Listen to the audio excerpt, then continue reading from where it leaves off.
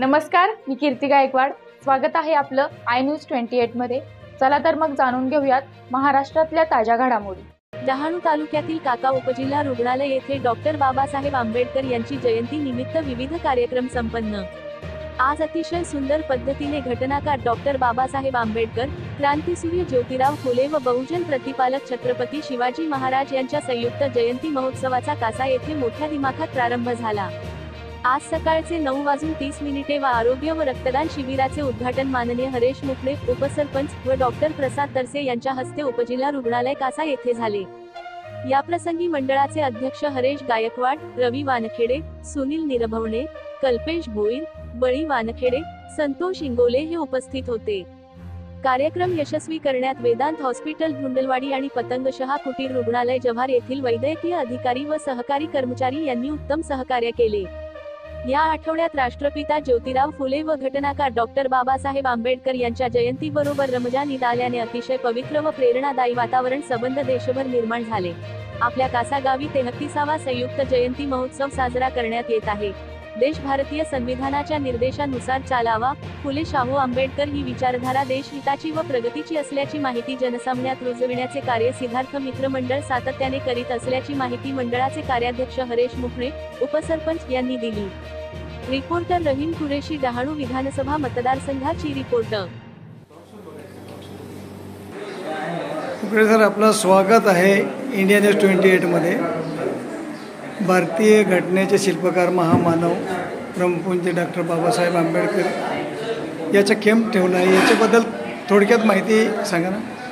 आपण बाबासाहेबांच्या 100व्या जयंतीपासून या आपल्या ग्रामीण भागामध्ये बाबासाहेबांच्या जयंतीचा उत्सव दरवर्षी अखंडितपणे 14 एप्रिलला करत असतो।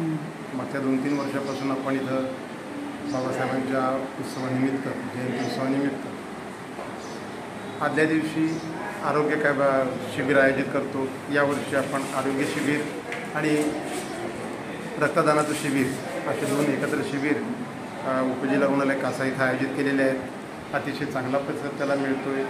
अजून महत्त्वाचं सांगायचं झालं तर हा जो आठवडा चालू आहे, या आठवड्यामध्ये आपण या आठवड्याला अतिशय पवित्र मानला पाहिजे, कारण या आठवड्यामध्ये मुस्लिम बांधवांचा ईदीचा सण आपण साजरा केलेला आहे।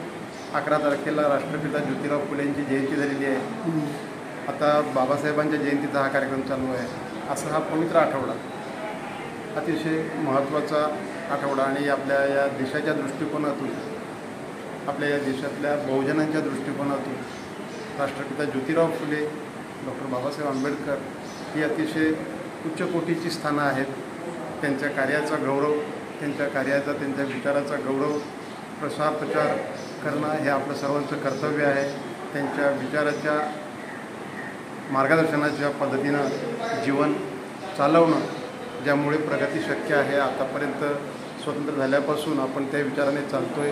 डॉक्टर बाबासाहेब आंबेडकरांनी जी घटना दिलेली आहे, त्या घटनेच्या माध्यमातून देश चालवतो आहे आणि त्यामुळे या देशाची अतिशय उच्च कोटीची प्रगती झालेली आहे की आज आपण जागतिक महासत्ता बनण्याची स्वप्न बघतो। एवढी मोठी प्रगती ही डॉक्टर बाबासाहेब आंबेडकरांच्या विचारांनी, घटनेने आपल्याला दिलेली आहे। डॉक्टर बाबासाहेबांनी प्रेरणा घेतलेली आहे छत्रपती शिवाजी महाराजांकडून, राष्ट्रपिता ज्योतिराव फुल्यांकडून, तथागत गौतम बुद्धांकडून। त्यांनी सर्व धर्मग्रंथांचा अभ्यास केलेला आहे। त्यांनी पुराणाला अतिशय चांगलं महत्त्व दिलेलं आहे। त्यांनी बायबललाही तेवढं स्थान दिलेलं आहे। त्यांनी गुरु ग्रंथसाहिबा अशा शीख धर्माच्या धर्मग्रंथालाही तेवढं स्थान दिलेलं आहे। असं सर्व धर्मांना समान संधी देणारं, समान स्थान देणारं बाबासाहेब डॉक्टर आंबेडकर हे एक आगळंवेगळं व्यक्तिमत्व आहे, क्रांतिकारी व्यक्तिमत्व आहे आणि त्यांच्या जयंतीचा हा कार्यक्रम आपण करतो आहे। आणि दरवर्षी राष्ट्रपिता ज्योतिराव फुले आणि बाबासाहेब आंबेडकर यांची जयंती एकाच महिन्यामध्ये 11 एप्रिल आणि 14 एप्रिल अशा 3 दिवसाच्या फरकाने येते। ही आपल्याला सर्वांना प्रेरणा देणारी गोष्ट आहे। तर ह्यातून आपण प्रेरणा घेऊन बाबासाहेबांचा विचार, आपण फुलेंचा विचार, आपण छत्रपती शिवाजी महाराजांचा विचार आपण जपला पाहिजे, जागला पाहिजे, पसरवला पाहिजे आणि त्यानुसार संबंध भारतीयांनी जीवनमान चालवलं पाहिजे, असं मी या जयंतीनिमित्त आवर्जून सांगेन।